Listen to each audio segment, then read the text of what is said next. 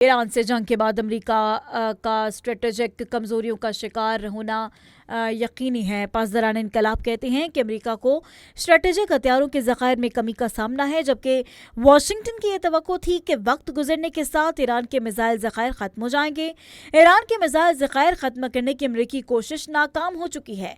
Iran के खिलाफ जंग में अमेरिका को पिसपाई का सामना करना पड़ा, जबकि अमेरिका को जंग के बाद फौजी और मुआशी दबाव का सामना भी है। ईरान ने अमेरिकी तवक्कुआत के बरअक्स तवील मुज़ाहिमत का मुज़ाहरा किया है।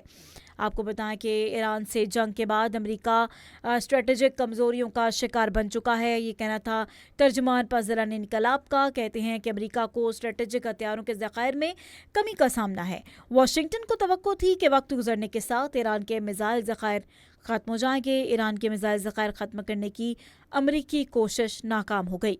अमेरिका को जंग के बाद फौजी और माशी दबाव का सामना करना पड़ रहा है।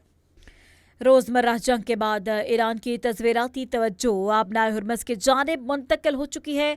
आपको बताएं कि ईरानी नायब वज़ीर ख़ारजा काज़िम ग़रीबाबादी कहते हैं कि ईरान और ओमान ने आबनाए हुर्मज़ में आमदरफ्त के मौजूद रास्ते तब्दील करने पर इस वक्त इत्तेफाक कर लिया है और खलीज फारस में दाखिल होने वाले बहरी जहाज़ ईरानी हुदूद से गुजरेंगे।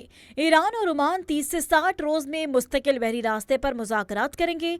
आबनाए हुर्मज़ के जनूबी रास्ते को बंद रखने पर भी इत्तेफाक हो चुका है।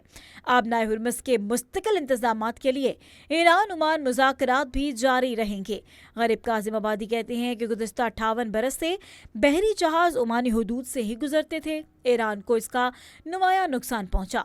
रोज़मर्रा 40 रोज़ा जंग के बाद ईरान की तज़वीराती तवज्जो आबनाए हुर्मज़ की जानिब मुंतकिल हो चुकी है और आबनाए हुर्मज़ फौरी तौर पर मुकम्मल तौर पर नहीं खोली जाएगी। ये कहना था ईरानी नायब वज़ीर ख़ारजा ग़रीब काज़िम आबादी का।